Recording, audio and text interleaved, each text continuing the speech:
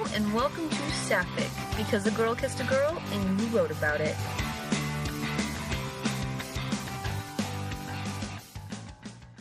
Hi, thanks for joining us. Welcome back to Saffic. I'm Kid. No, wait. I'm not Kid. I'm Saint. I'm Kirsty, the special guest girlfriend host. And this is Saffic episode 10. I ship it, the Soccercop edition.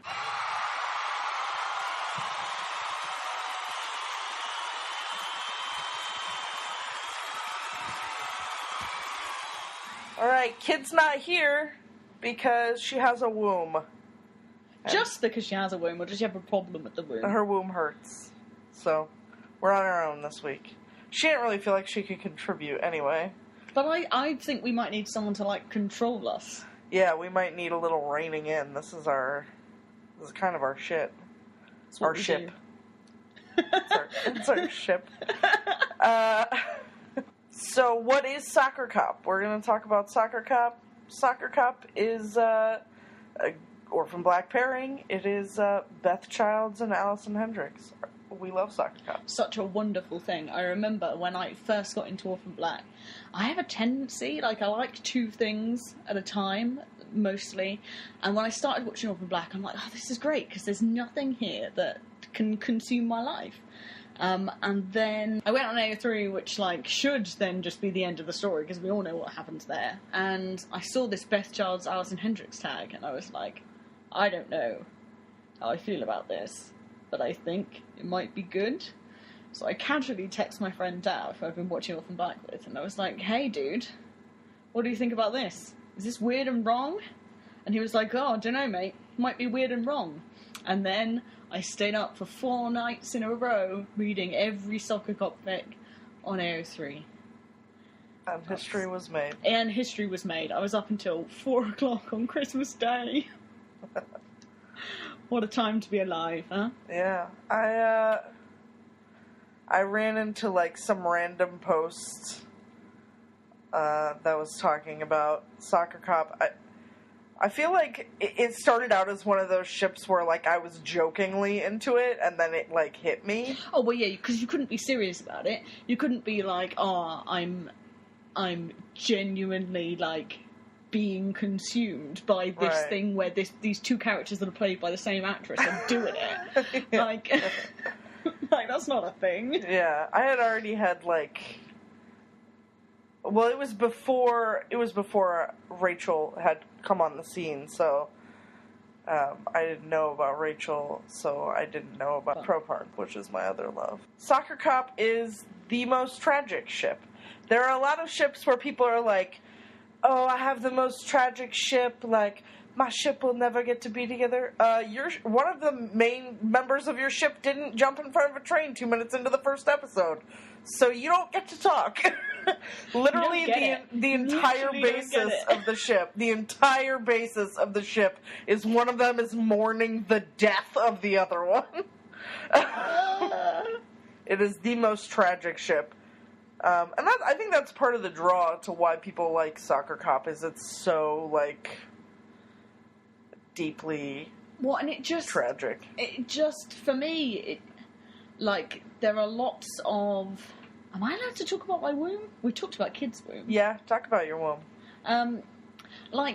There are certain things, when I'm very premenstrual, I just want to read things that are, very overblown, very emotional. Yeah. And for me, it really, those kind of feelings of longing and blame and, it's just very tangibly emotional as a ship. Yeah. And I love that. Yeah, that's definitely something that I like about it, too. I like the tragedy. I like how Allison... There's a lot of emotion in Allison's face whenever Beth's name comes up, and that is sort of the clincher for me. Oh, man. Yeah. We like Soccercop for another reason. We met because of Soccercop. I mean, I've got to say, it was a great thing that happened to me. Yeah. I think it was alright for her, too. It was alright for me. Good.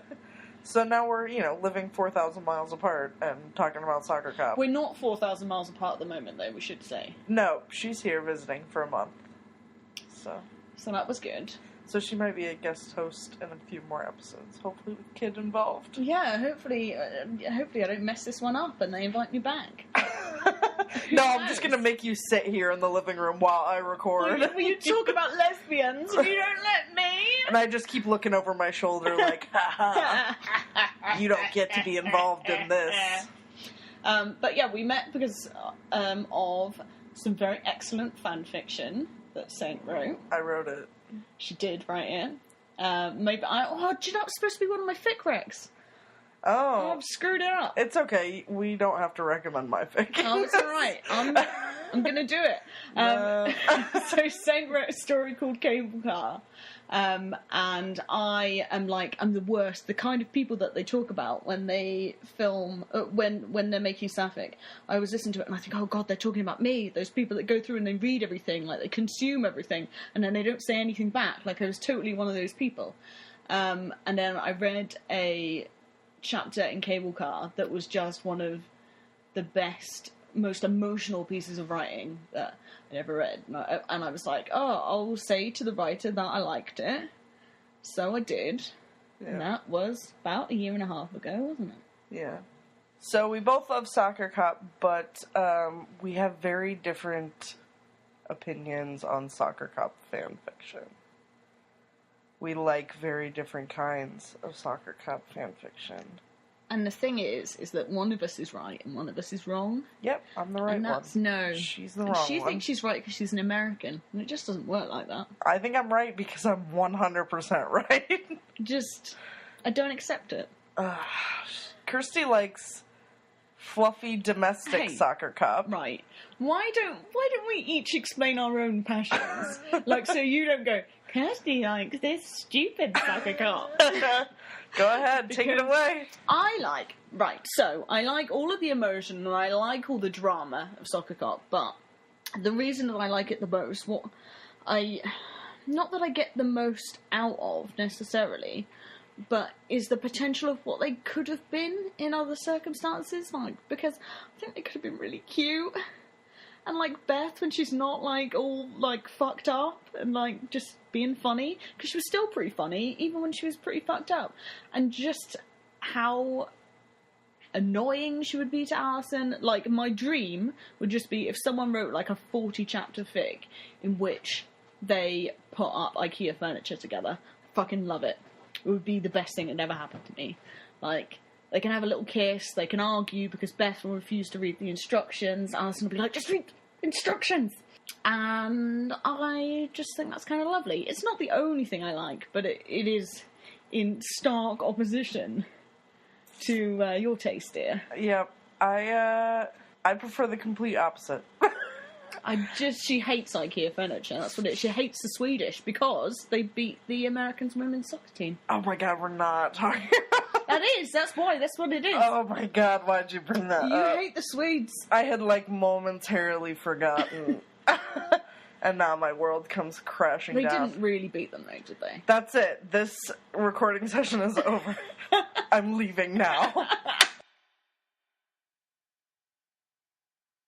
Alright, I prefer more, of the, like, dramatic multi-chapter fics, and not necessarily that it has to be super dramatic, but I just feel like I don't think that Soccercop would be happy in any circumstance. I wrote a fic... I just turned around in indignation, and then I realised that the people listening can't see that I just turned around with a look on my face that was like, say what?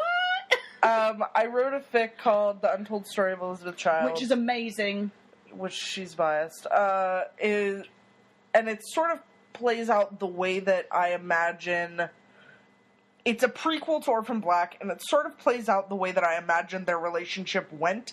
Like, if I had to pick the way that I think it really did go down, like, if you were to say that it is 100% canon, this is the way that I would imagine it going down. And it's not happy. I think that they both would have hated it. I think they would have been uncomfortable being clones and being into each other. I think they would have been, kind of needing someone and that person being there and then them kind of falling into this, and I think they would hate it, and I don't think they would be happy. So the idea of, like, fluffy domestic soccer cop is just so off base. Yeah, but then isn't that about the... But isn't that precisely the point, though?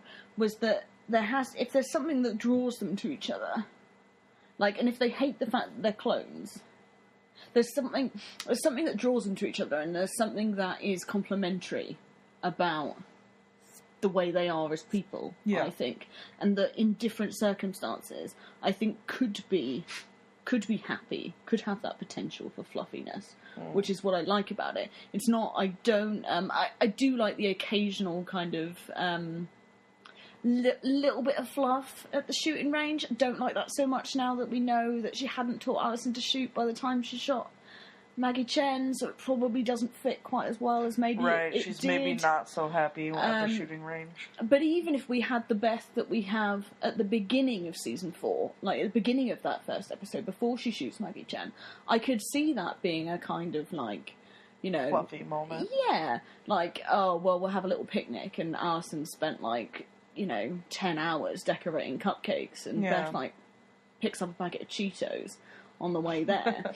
And I can kind of see that, and then I think it's those moments that that then could translate into something else. Yeah, I mean, even in the dense, dramatic swamp that was the untold story of Elizabeth Childs, the shooting scene was so fluffy. I mean, as fluffy as it could get for that fic.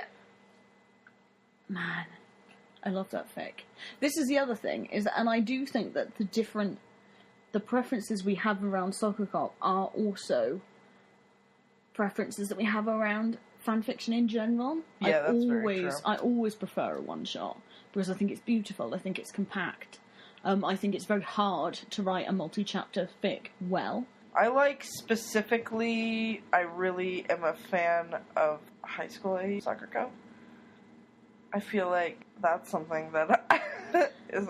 Not only did I write, like, a fanfiction for that, but, like, I enjoy reading that. And I feel like that is an acceptable place for fluff to me. Like, if it's in any way canon, I can't accept the fluff. Yeah, I mean, but this is what I'm talking about. I wouldn't, like... Yeah, but yours is, like, somehow Beth doesn't die, and they jump on a train, and they go off and live their lives in hiding. And they're just fluffy. Like, it's too canon for me. No, I don't think that would be fluffy. If I wrote that fic, which I have been talking about for some time, if I wrote that fic, it wouldn't be fluffy. And the reason I haven't written it is because it wouldn't be fluffy. Because Alison might have to leave her children behind. They'd be, like, totally fucked up and traumatized about the whole thing. It would have been a really bad choice all round. You've written some fics in which Oscar and... It's just like they're living in... Like, Alison has kicked Donnie out and they're living in the Hendricks house, or they move into Beth's apartment. I love that. Yeah, it's too canon for me. It's too close. Yeah, see, I guess I don't really, when I write those kind of scenarios, and it's probably... hands up, it's probably an example of a terrible writing technique. But there are some things when I don't really know the kind of universe I think it exists in.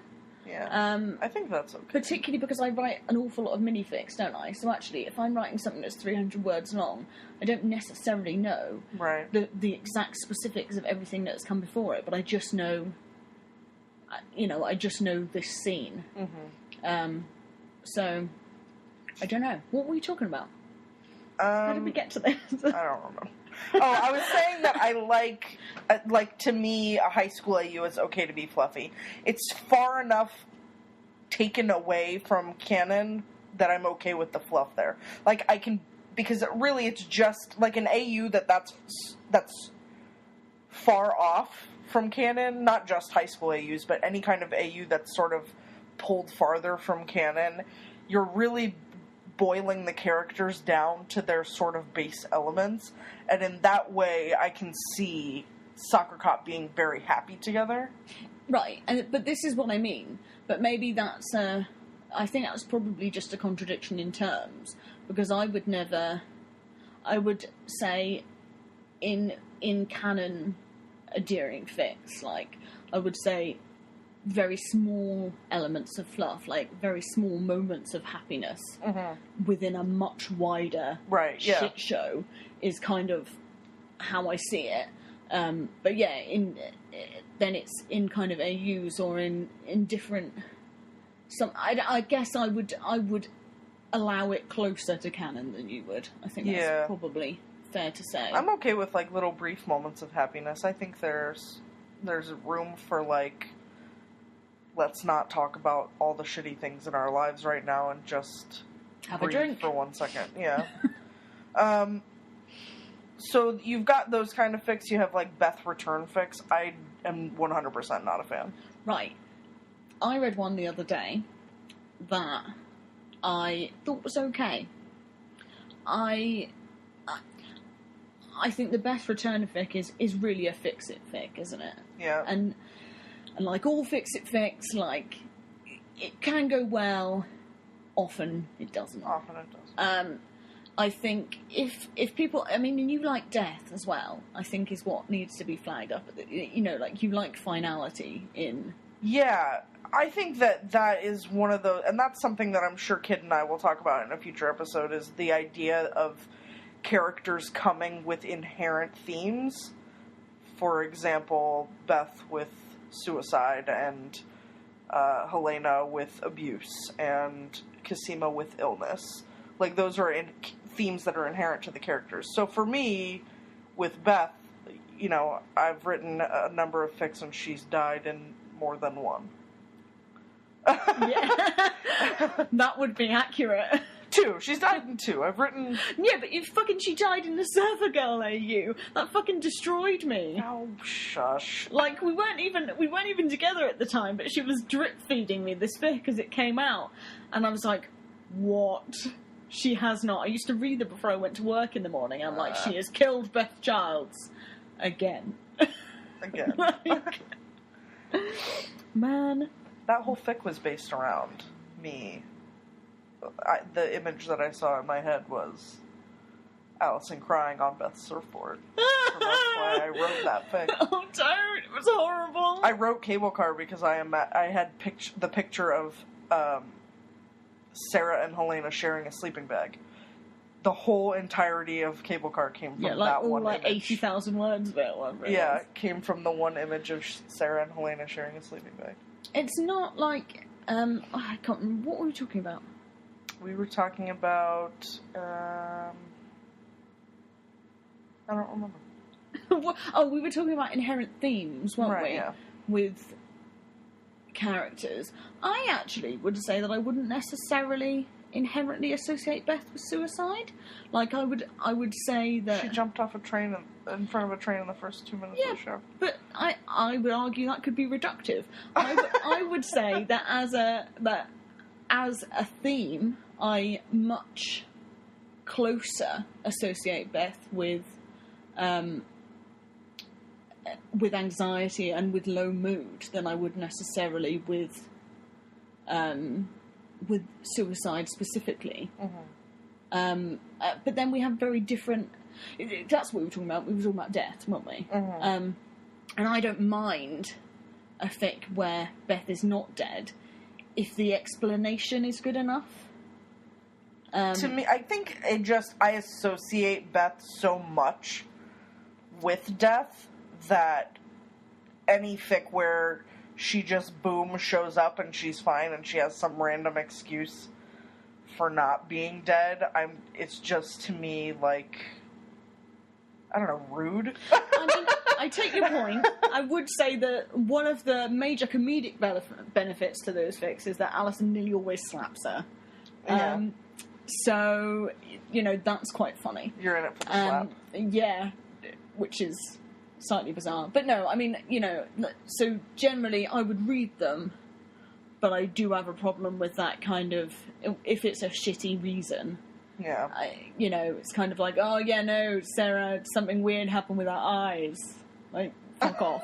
I've never actually read that. I don't like the fake the death. I don't like... I just... Any situation in which Beth is not dead is a situation I don't like. We should talk some about with season 4 came Beth, and sort of like barreling in on a train, so to speak. Don't make train puns! It's wrong to make Beth train puns. Beth came barreling in, and we sort of got the bigger picture. But I think what's really interesting is the fact that, I mean, I've read a lot of Soccercop fics, and people, at least the fics that I read, I think largely, for the most part, people kind of got her down. Yeah, no, I would agree. I think the Beth that we saw, who I am totally in love with, I'm just putting it out there, is a lot of what we'd seen. And I think it's kind of chicken and egg. Right. Because obviously, like, a lot of the stuff, like, I found it really interesting that Beth, prior to season 4, was very much built on clues. So these little things, like, very often in fics, Beth is chewing gum because there's that bit from the pilot. Yeah, that has the like main shooting script where they briefly talk about Beth. They mention that she's kind of antsy and fidgety, that she chews gum a lot. So that kind of went into the fanfic realm of... Yeah, and just all those things like, and that scene where she's dicking about, Sarah's Beth is dicking about, and Art says, not today, Beth. And those little glimpses that we get of, like, she was kind of a bit ridiculous. Yeah, like, the idea of, like, that Art would have to say not today if Beth were to make a joke about, why are you taking me in, officer? Like Beth obviously made some comments and Art just didn't have time for her shit today. Yeah, like, this is clearly not the first time she said, what's the charge? Yeah. But those kind of things, like, I think she's really built from those clues, which for me was one of the things I found most fascinating, was that she was kind of like this myriad of possibilities, but also very definitely and concretely certain things. Yeah. And I think that it was really fascinating. Right.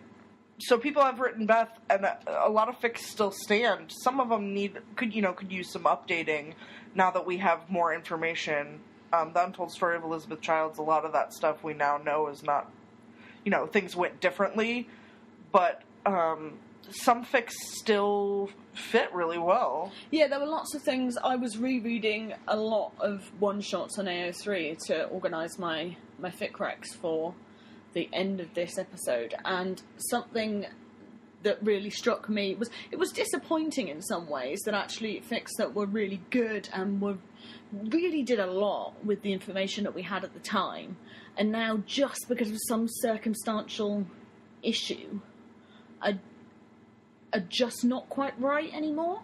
But I don't think that means that Soccercop doesn't stand. Right. I think it just needs that moving, doesn't it? Yeah. Like when we found out that Art was the phone call on the platform. Right, whereas I think most people assumed it was Allison. I certainly did. Yeah. And I would still argue that she could have called her as well. I'm not letting it go.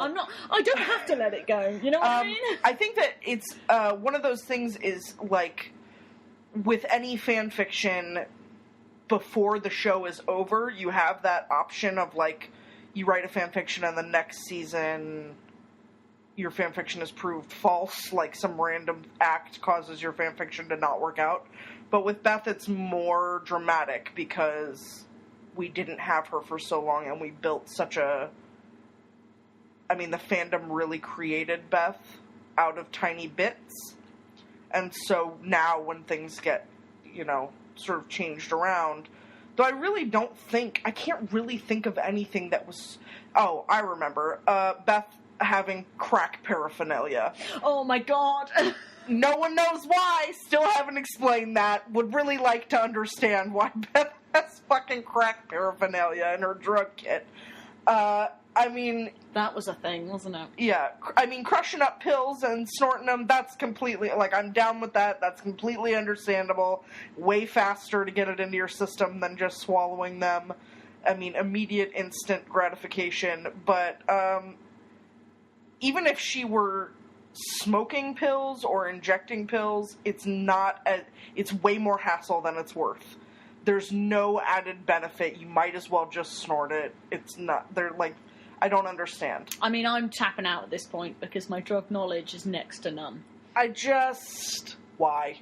Anyway, I'll go off on a tangent, so let's move on. But it was, basically where we were was that there wasn't very much that was... Right, that was wrong, yeah. I think. Let's talk about some common themes in Soccercop as a couple and in Soccercop fanfiction. Hello. Am I being... Yep, I'm passing the mic. I'm being handed the mic. Yeah. Really? Yeah. So... Just go through this whole list. I'm just going through the list. Well, I think asexuality is a really big, important theme. I think a lot of interpretation has been done of Beth as being on the asexual spectrum, and that was one of my favourite things, actually, even though it was really hard to watch, was that in season 4 we actually did get it confirmed that it's still totally open that she could be on the ace spectrum, but we certainly got it confirmed that she's got a fucked up relationship with sex. She really has, and that is so, I mean, it's personal for me. I'm asexual and I have a lot of issues with sex, but to see, the kind of the way that it's the scene with Paul where she does a line off the table, he comes home and she's wearing that slinky dress. What a beautiful dress. She looks so beautiful. And she just needs him to acknowledge, and she needs him to fuck her because it's the proof that he is still in this relationship. And when she doesn't get it from him, she goes to Art. And he's willing. And she just needs someone to tell her that she's real. And she's got not a great relationship with sex. And I think from a representation point of view, and I know that none of this is out or confirmed, but I would have been very disappointed for my love.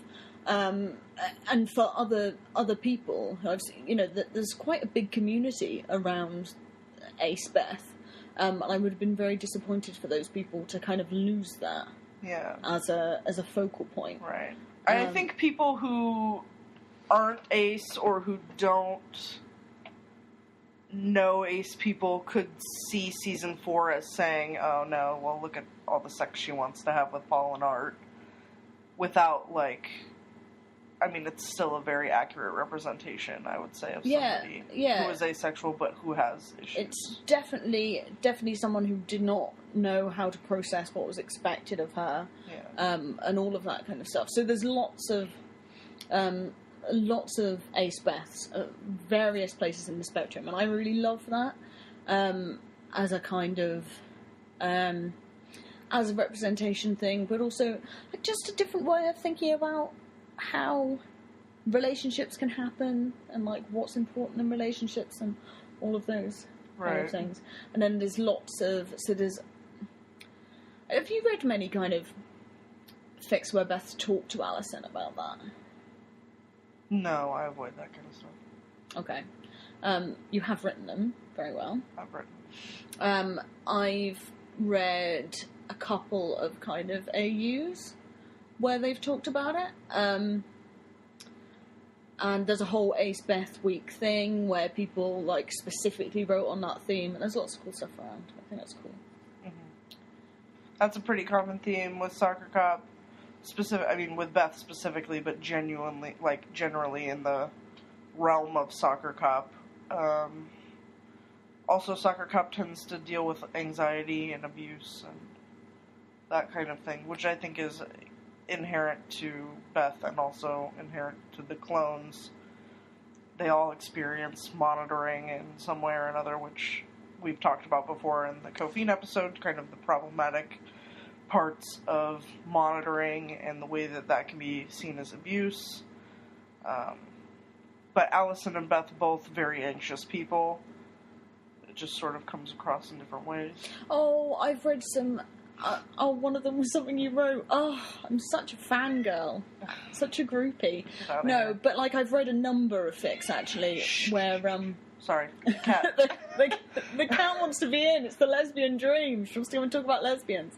I have read quite a few fics where Beth and Alison kind of talk to each other about their anxiety. So not about the specific anxiety, but about the symptoms. So where they've talked to each other through panic attacks or things like that. And I like that.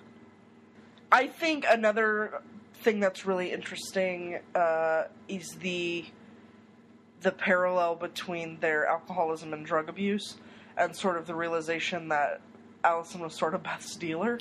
Yeah. Look, I was thinking the other day, and I might have been very naive, like, do you think Beth had taken stuff before she met Alison? Yes. Here's what I think happened. I think they kind of found a camaraderie in, like, oh, you know what, we both, you know what's nice? Prescription drugs. Yeah. And I think there's something I had always assumed that while Alison had probably had a few, of Mommy's little helpers, that once Beth died, she sort of went off the rails. Yeah. It was, I think, kind of a common thought.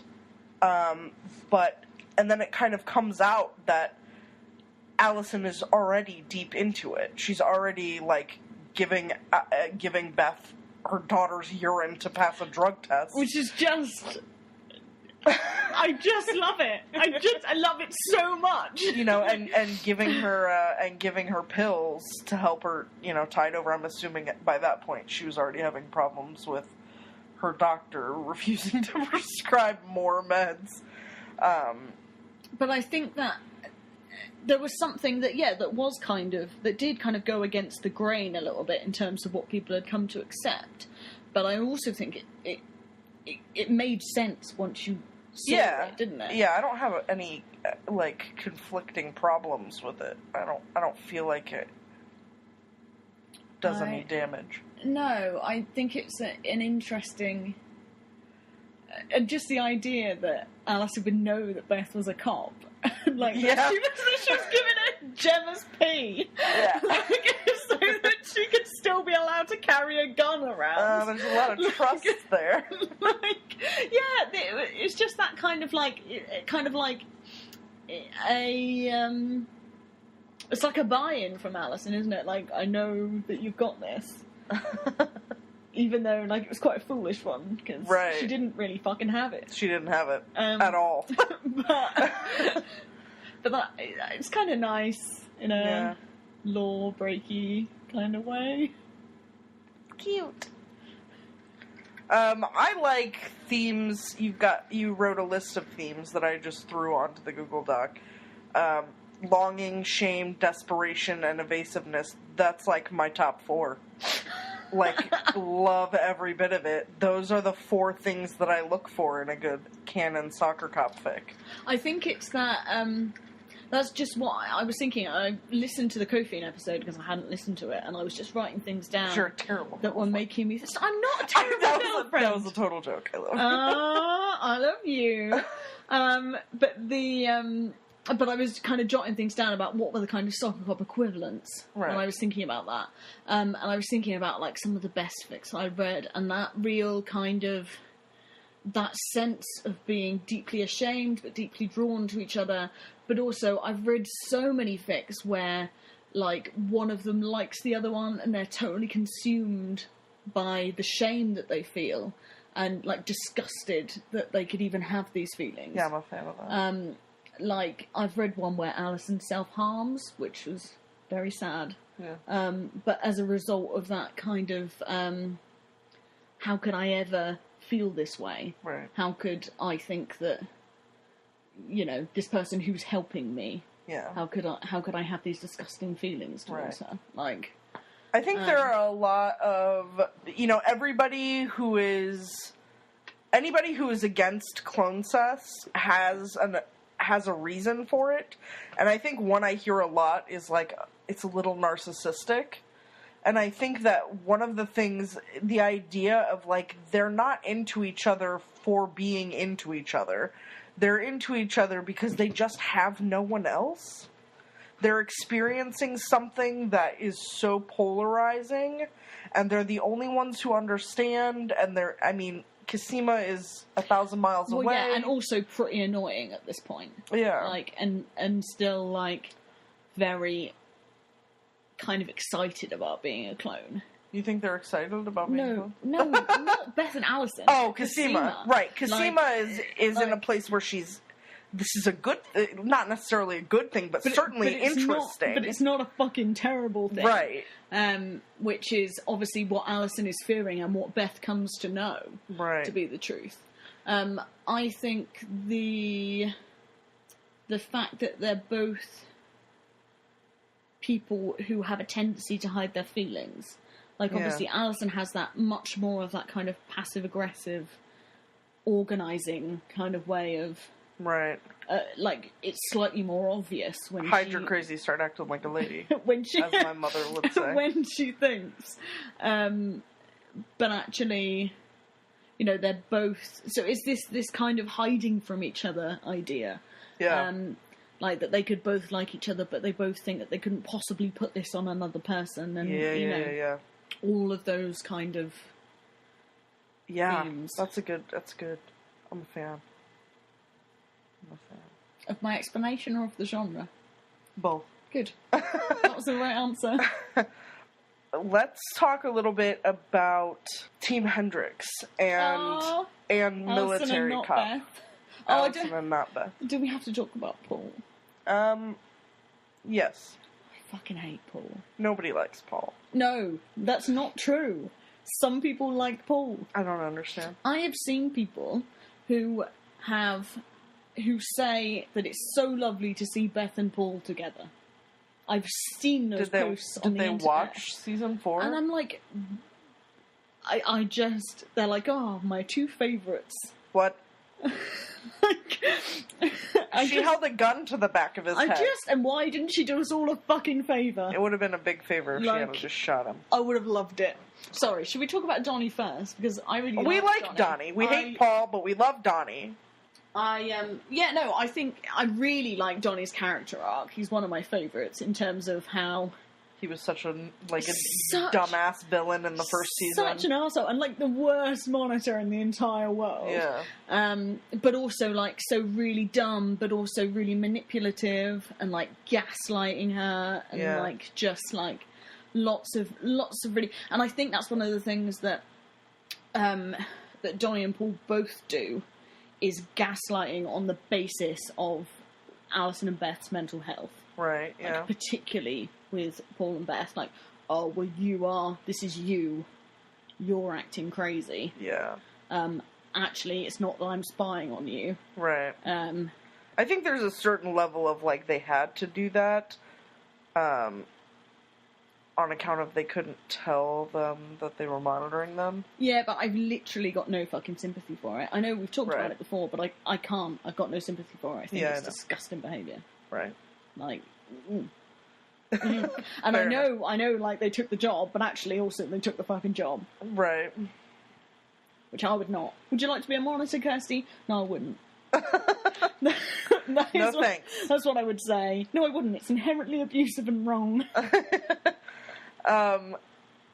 So, you've got, I think it's a testament, sort of, to Christian, how, like, he was clearly set up, just even in, like, the first few episodes where you first meet Donnie and he's like, I have to go golfing, and he's not in any way funny.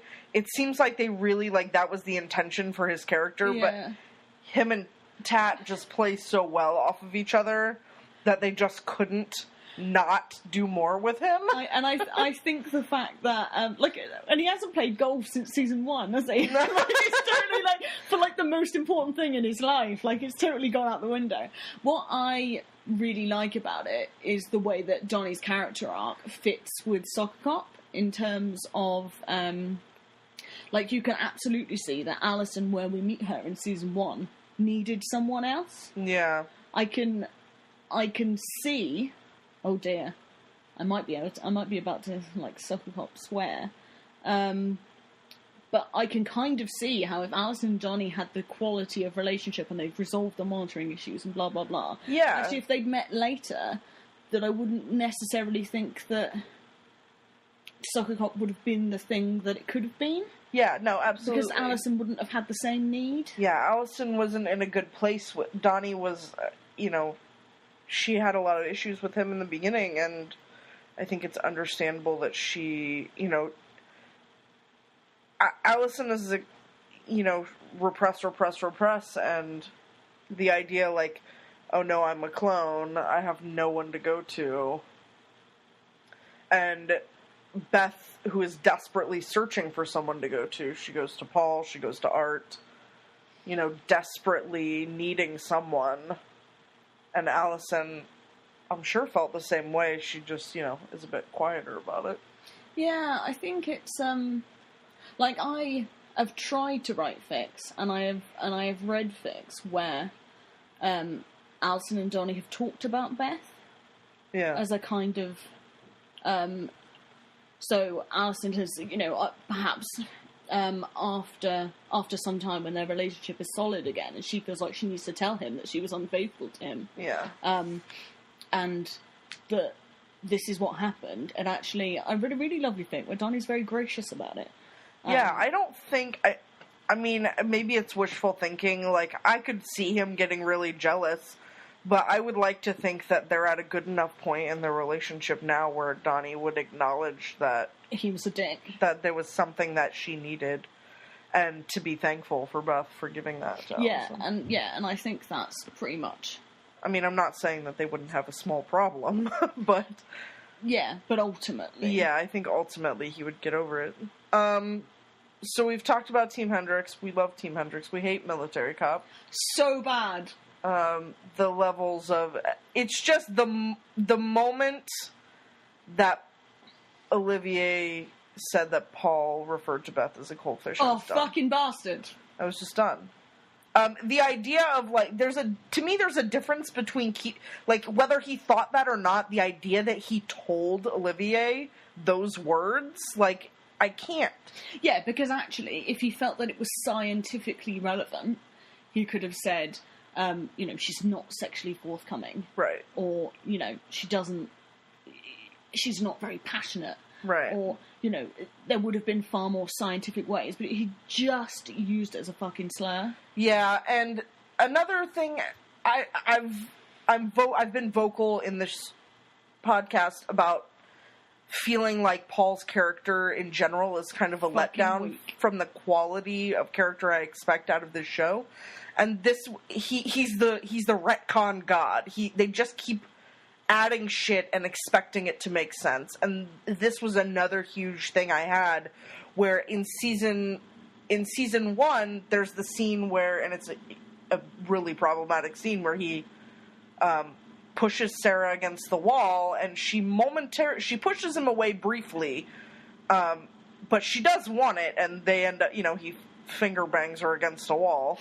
Oh, that was glorious. Yeah. Please always say that phrase. Finger bangs her against the wall. But she's into it, but the idea that he pushed her and for a very brief moment she said no, it's not, my issue isn't with Military Punk and the way that he acted towards Sarah. It's the way that if that had have been Beth, which he thought it was at the time. Yeah. His intention is to be abusive to Beth. Right. So it happens to be Sarah. Yeah, it's not problematic because it's Sarah, but he doesn't know that. And the idea that Beth, who I see as asexual, the idea that she's like, I don't know, let's maybe not, and he pushes it, that's like a problem for me. For me, it's that scene, I wonder if it's in the same episode, I can't remember. It's when, after they've fucked on the, whatever that thing is. The table. Yeah, whatever. And the next morning, she says that she's going out to go to the gym. And he's like, pushing his D in her B. Butt naked, sticking his bits where she clearly does not want them. Right, yeah. Like, pisses me off. I can understand, like, he feels like maybe Beth has made a turn. Also, my point is, in season 4, they sort of tried to make Paul the good guy, where she's trying to get at him, and he's like, this isn't going to solve our problems, Beth. Where in season 1, he was like, this will solve all of our problems, Beth. Yeah, even if you're wearing a t-shirt I've never seen you wear before. Yeah. Like, when he clearly knows about clones, though he didn't in season 1 because he is the retcon god, where they just keep adding shit and expecting. I just don't like Paul's character. No, more than my distaste for him as a character is my distaste for the way they wrote him. I can't. I find it very difficult to pull those things apart. Yeah. Because I think some things about his character are perhaps forgivable if they'd been written better. Yeah. Like I think there's a lot of crossover in what's a badly constructed character and what's a fucking asshole. Right. Like. A well-constructed character who slept with Beth when he shouldn't have. Oh. Art. She shows up at his house super cross-faded, passes out on his couch, and then tries to stick her tongue in his mouth, and he has sex with her. Like, I pity Art. I feel bad for him because I understand that he is very deeply in love with her, and she doesn't have the capacity to deal with that. I genuinely don't think Beth had the interest or capacity to deal with that. She just needed someone in that moment, and he was there. And he wanted her. Can we also talk about how shitty it is that he's in love with her anyway? Yeah, I hate it. I don't think, like, from a writing standpoint, it would have been much more interesting to me if they had have been best friends. I think the Beth and Art that we see in season 1, like, obviously we don't see that, but we see the way that Art behaves towards Sarah, and I think that is much more interesting to me. I just find it very lazy. I think we spend our lives watching narratives where the nice guy, doesn't get the girl, right? And I just would have liked to have seen a platonic relationship between a man and a woman where he was still genuinely sad. Of course, you can still genuinely grieve for someone that you hadn't put your dick in. Right. Like, it's just. I have a saying that I trusted Art and he put his dick in my pudding cup of trust. 100%. I just felt like it was unnecessary. But I do feel like I almost accept it because I feel like it furthered Art's storyline in that and it's part of the pity that I feel for him is he finally gets to sleep with this woman he's madly in love with. He wakes up to the phone call that she has killed somebody. Like, he literally jizzes, passes out, passes out, darling, that's disgusting. And wakes up to her gone. Like, you have to imagine, like, orgasm, falls asleep. Why are you doing that? I don't know, I'm sorry. Falls asleep and wakes up to her gone and calling him in a panic that she has killed someone. Of course he made a terrible decision and covered it up. And of course, and that explains to me the anger and hostility he has towards Sarah. I think there's a bit of a regret there. Why did you drag me into this with your vagina? And you're still being an arse about it. Yeah. Yeah, like I can pity him in that way. So he made a bad decision to have sex with her. Like, that's agreed. He's a guy that's got much more integrity than that. Yeah, I genuinely trusted him, and the fact, like, if he had slept with her when she was sober, like, I still probably wouldn't have been that down with it, but I wouldn't have been as upset about it. Like, she's very clearly, like, she's just done a bunch of drugs and drank a lot. Why are you... Well, and especially because they'd had the scene in Funks earlier, where she'd said, during your divorce, I was there when you needed me. Yeah. But I don't need you yet. Right. So then it's a very direct thing that she goes to him because she needs him. Yeah. They've already referred to this mystery emotional pain that she's going through that they're talking about. Right. And I think he's better than that. And the fact that episode leaves you with Paul coming out as the good guy. Yeah. From a consent point of view, and Art coming out a bit shitty, you know? Right, when it should be flipped. Paul should be the bad guy consent-wise, and Art should be the upstanding guy. I mean, his daughter is in the next room. It's just weird, isn't it? Like, how pissed off would you be? Like, if you were that kid, and you get to see your dad like every other weekend or whatever. Yeah. Like, because she doesn't live there, and then she goes round. Then Beth shows up. Oh, that's great. She likes Beth. We got to see Beth interact with a child, which does things to my ovaries. Yeah. But then, you better go to bed now. She's just said she wants to come in and watch cartoons. Right. Well, I would send my kid to bed if my drunk partner showed up too. Like, but she's you smell like Grandpa. I literally think she would have sat down, watched some cartoons, and fallen asleep. I know, but you never want your kid to be around somebody that fucked up. Maybe. I mean, I'm not a parent. Maybe my opinion would change. And she's just so cute and vulnerable in that scene. Yeah. Cop. Some people ship it. Not me. Well, we do though. We ship a different kind of cop. There's only one cop that's acceptable, and that is darkly sexual. Beth Childs and Angela DeAngelis. Oh man, just be still my heart. And it's the very it's almost pro punk, but not. It's pro punk in the teasing. It's got the teasing aspect of pro punk without the violent aspect of pro punk. Yeah, which is why you're in it. I'm telling you, because you don't like the violent aspect of pro punk. No, I don't want them to fucking punch each other in the face, right. But I do want them to pull each other's hair just a little bit too hard, right? And wind each other up as they approach orgasm. Yeah, and I think Angela plays a really interesting role in Soccercop fandom, like the Soccercop. The group of people who ship Soccercop, I think she plays kind of an important role. Is it just me and you now? It might just be the two of us.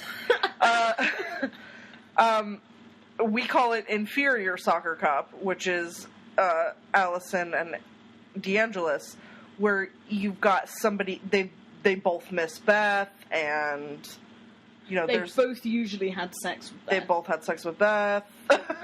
They both miss Beth, and they're looking, Angela's in it because Allison is a tie to Beth. She looks like Beth. There's a tie there, and Allison just needs some part of Beth.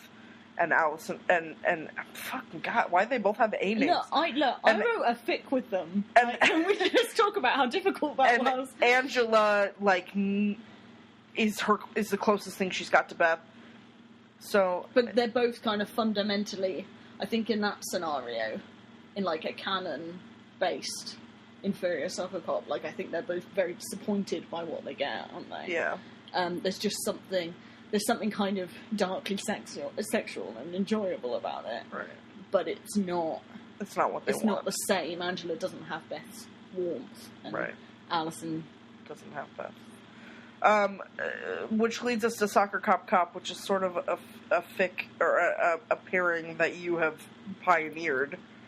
The Soccercop Cop. How did it happen?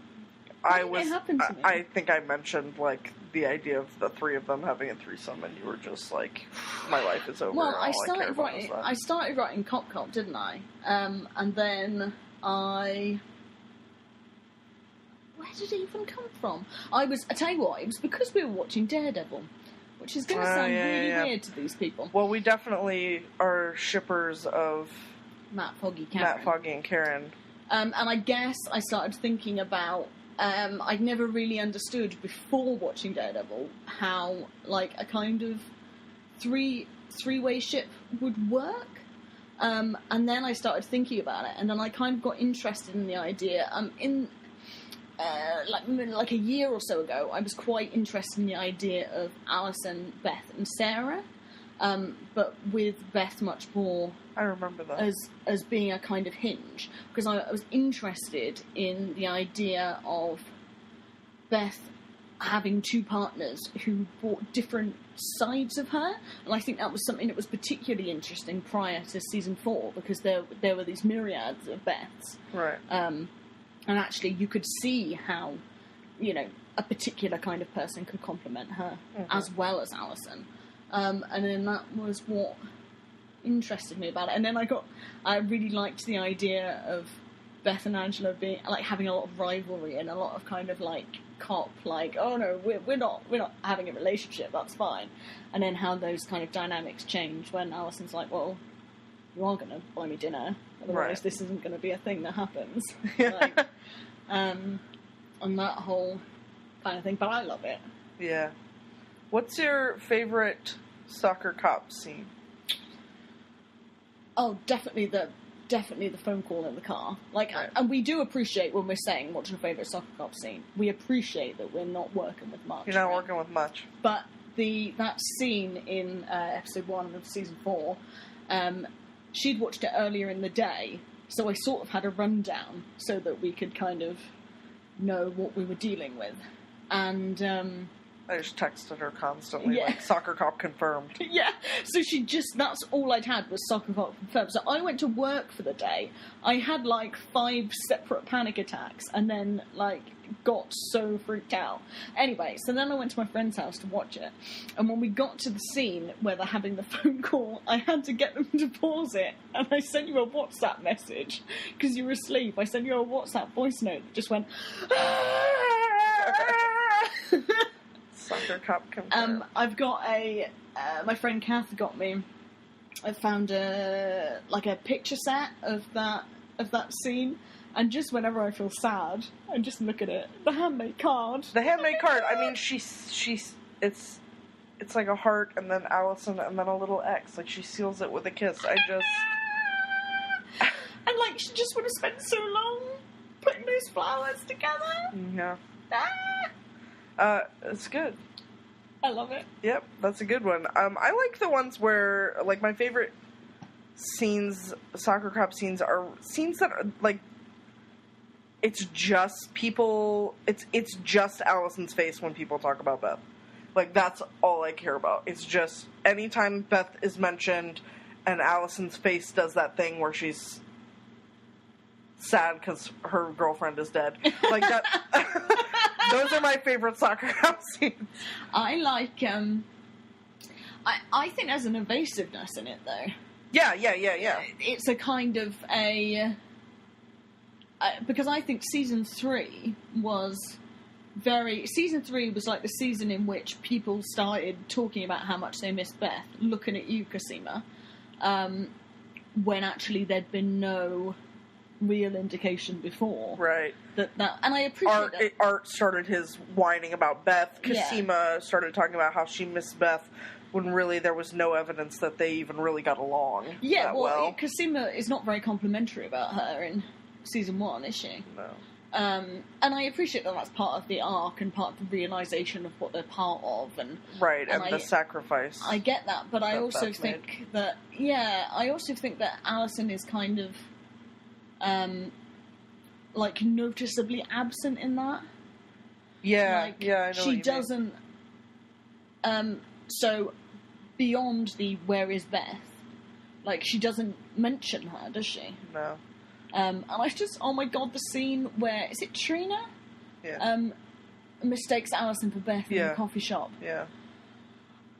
I felt like they could have done more with that scene for Soccercop shippers, but I guess you can't. I mean, you can't cater to the fans. I feel like when you cater to the fans, you kind of lose the integrity of the show. But I'm talking to you, Rizzoli and Isles. We can't start talking about Rizzoli and Isles. I fucking hate that show. I still watch. I watch every episode. Yeah, you hate it. You hate it because you love it. I hate it. Anyway, we're not talking about Queerbait City. The idea of, like, I felt like... it's not that I felt like they should have done more with it. It's just, God, I would have loved to see more. You know what I'm saying? Yeah, I mean, but really, what we would have seen from Alison would have been a kind of a sort of her doing that thing with her nostrils. Yeah, and just a little blink. Right. You know, the toast to Beth. Soccercop confirmed. We like to play a game called If Donnie Was Beth, which is where we take the best scenes that involve Donnie and we replace him with Beth, and we think about how adorably hilarious they would be. What is your favorite If Donnie Was Beth scene? Oh, well, I mean, from a fluffy domestic soccer cop point of view, I really like in season 1 where Alison's trying to wakes him up with the Hoover. Yeah. I really like that. Like, Beth is coming super late. She's been told 100 times. Right. That she's... And Alison is passive aggressive. Like, how many times did I tell you not to come home so late from work? Vacuum, vacuum, vacuum. Yeah. What's wrong, love? Nothing. That's a good one. I like that. My favorite one is actually, it's not Donnie as Beth. It's Jason as Beth, where she gets in the car with him for the first time and she sees that it's him, and she's flirting, and she's flirting so hard, and she's so flustered by him, and I'm just like, if only it was Beth in that. I wish so hard for that. Not another. Why another man in Alison's life? Like, I thought you were going to say the scene with the underwear, because I think that's hilarious. Yeah, that would have been good too. when she snaps Donnie's underwear after. Yes, my menstrual flow is normal. No, that's it's. Is that not the same? No, scene? It's not the same scene. It's after they riff-raff. They twerk to riff-raff on the bed with the money. And then he hates taking public transport with the kids after karate because they're all beating the shit out of each other. That's such a good scene. I mean, the twerking is funny, but it's the scene after that's so good. Oh, Beth and Alison twerking. If Donnie Was Beth is a great game that everybody should play. And it's very important for our survival as Soccercop shippers. I love it. Like, I love it. We're gonna talk about music next. We are. Oh my goodness, we're almost done. So I'm not like a big music person in terms of ships, but when I am, it's usually much more to do with lyrics, even if it's like one lyric, which is very different to what you would say, isn't it? Yeah. So some of my favourite Soccercop songs, one of them is For What It's Worth by the Cardigans, which is great. It's about a situation in which someone is having a great time with someone that accidentally says that they love them. And I like that. And there's also there's like a refrain about running, which I think is very appropriate for Soccercop. I really like... I can't believe I haven't played Damascus to you. Damascus by Narina Palo, which is very much about that kind of emptiness and desperateness. There's a line that's we've died for so long, let's just get out alive, which is horribly ironic, but I think very beautiful. Mm-hmm. I like Cable Car by The Fray on the basis of the wonderful Soccercop High School AU of the same name. And we move on to the ghost sections here of my picks. Because I really like Ghost by Ella Henderson, and I appreciate that the lyrics don't work all the way through. But I really like the chorus in terms of thinking about kind of being haunted, Alison being haunted by Beth. And Call Off Your Ghost by Dessa, which is lovely. I see that much more as a kind of AU scenario. I keep saying that I'm going to write it. It could be canon as well, I guess, about wanting, like, a relationship being over, but not really being over, and in the way that the partners have to deal with the fact that it's over, and one of them decides that they're just not going to speak to them. Mm-hmm. They're not going to talk to them when they go past, and just kind of the hurt that comes with that. And I've got Run by Snow Patrol as well, which with the Fray would go in the indie boys singing about lesbians section. What about you, my love? We just real quick scanned through my iTunes, and I just picked some of the ones that I like the most. Clean by Taylor Swift is one of those.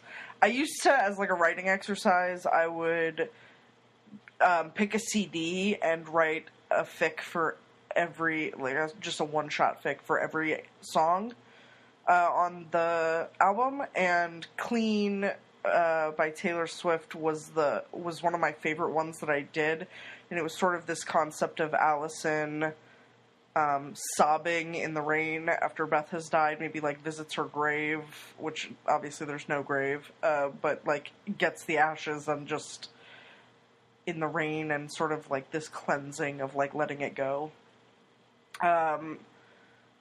Flaws by Bastille is probably my favorite Soccercop song. It's literally perfect. The lyrics are perfect, the sound is perfect, it's just perfect. If I was going to pick one Soccercop song, that would probably be it. One by Ed Sheeran is also good in that, like, the idea of, like, being drunk and trying to, like, you know, sort of cope and all of that. Warrior by Beth Crowley is a terrible song. It's not a good song. It's garbage, but the lyrics are so on point for Soccercop. She loves it. She eats it up. It's so on point for Soccercop. Like, just listen to it once. Listen to it once and laugh along with how good the lyrics are. Like Allison envisioning Beth and singing this song. It's perfect, but it is garbage. Never listen to it once and never listen to it again. I think you've let me listen to it twice. It's not good. Crywolf's latest album, as of this recording, the first song on it, Act 1, The Queen of Fiji, is a great Soccercop song, like Allison laying in bed and sort of experiencing Beth kind of at the foot of her bed or like haunting her in some way, I think is good. It's sort of one of those haunting genres kind of songs. Four Walls by Broods is another great one that's sort of more Beth-centered than Allison, and it's good. And pretty much any Daughter song, the band Daughter, is great for Beth, and Medicine, I think, is a good one. I do want to... Candles by Daughter is a great Beth song, but specifically Beth and Paul, and sort of dealing with asexuality themes is a great song, but it doesn't really fit with this because we're talking about Soccercop. Also, I feel like we can't get out of this without talking about Jenna Mason-Brase, who is a... Nor should we. No, we shouldn't, for sure. The music is so good. She writes a lot of Kofine songs, but there are 2 Soccercop songs. Lights, which actually was the reason I wrote The Untold Story of Elizabeth Childs, was I just spent like a solid month listening to Lights on repeat. Like every waking moment I was just listening, and I listened to it while I was sleeping and just like laid in bed and sobbed for weeks. And it's that song will change your life. It's the idea of like Beth pacing on the platform and calling Allison, and sort of that crushing, overwhelming feeling right before she jumps. It's a crazy good song. She also wrote Sleeping in the Garden. No, I love it. Which is a cute song. Also a Soccercop song. Mostly Kofine, but enough Soccercop that it's a good time. And she actually is releasing an EP soon, and she just dropped the first song off of it. Yeah, we like it, don't we? It's good. We listen to it a lot. I listened to it a bunch at work last night. Oh, I was not at work with you last night. No. But it's really good. I'll post a link to Tumblr and Bandcamp down in the Downbelows for that. I forgot. We get to put things in the Downbelows. You're so excited about putting things in the Downbelows. What an honour. Yes. All right, we are going to move on to fic recommendations. Believe it or not, we've already recorded this one, so we had some technical difficulties, so we're just going to fucking blaze through, because I am done. The first fic recommendation is Born Offside. I have talked about it before during the Kofine episode. It is the best Orphan Black fanfiction, hands down, the entire fandom. It is the best one. Born Offside by Minkar, Women's World Cup AU. It alternates chapters between Kofine and Soccercop. It is unbelievable. If you haven't read it, don't even fucking talk to me. And Soccercop have sex in a van. And Soccercop have sex in a van. Just saying. Kirsty, go. Oh, okay. So my first one is 8 Ways to Say I Love You by Sea Unicorn, which is like 8 very short parts of different scenarios in which Beth kind of accidentally or like kind of tells Alison that she loves her, but it's a bad time, and kind of until it comes good. It's like canon based, and like just enough fluffiness, but also quite dark in terms of those feelings of shame and longing and kind of just disgust. Mm-hmm. My next one is Catch Timing by Spicy Cheese. It is great. Go read it. It's a rowing AU. Because my girlfriend is obsessed with sports AU. I'm not obsessed with sports AUs. It just kind of happens that Beth is sporty, so there are a lot of fics where she plays sports. And this is good. Allison ends up being the coxswain for the team, which is like, can't think of a better job. Yeah, she just fucking shouts at everyone. She's so good at it. It's a great fic. I love it. Go read it. Your turn. Okay. My second one, then, is a really tiny one-shot called See Me by CEBW12. Really wish people came up with some more pronounceable names for podcast use. Yeah, well, yeah. How dare you not know we were going to give you a fic recommendation and have to say your name? I just don't like it. Like, what if it's supposed to be said as a whole word? And I don't want to offend anyone. But no, See Me is great. It's about Beth's ghost coming and sitting on the end of Alison's bed. And there's a whole load of cool stuff about colour, because Beth is very grey and Alison is very pink. And that whole thing about the fact that Beth is very happy to be with Alison. Alison wants to be with Beth properly, and not this kind of shadow of Beth. And it was written around the same time as the episode where Sarah and Beth have that standoff on the bridge. So it's very much based on that kind of Beth. I really like it. My next one is Civil Liberties by Charzona. It is a law school AU. Alison is kind of struggling. She needs a tutor. Beth is from a hotshot lawyer family. That's the fic. It's very funny. It's very good. Go read it. If Kid was here, she would have a fic review. She's not here. I imagine I know what her fic recommendation would be, and that is Smells Like Teen Spirit, which is the most popular high school AU in the fandom. If you haven't read it, you're a fool. I'm a fool. I haven't read it. It's because you don't like high school AUs. You're a fool. It's like a fundamental problem. It's not like... It's like the underlying issue of you don't like high school AUs. Oh, right. Okay. So, I'm a fool. You heard it here first, kids. My girlfriend admits that she's dating a fool. All right, I think we're done. You don't have any other ones? No, I'm all right. All right. We're going to wrap it up. We will see you guys next week. We will talk about writing meaningful dialogue. Kid will be back. So will I. Maybe Kirsty will be back. They're going to let me back. I'm going to be shouting anyway. I will see you next week. Stop it! Good work. We made it somehow. That was horrible. Good job.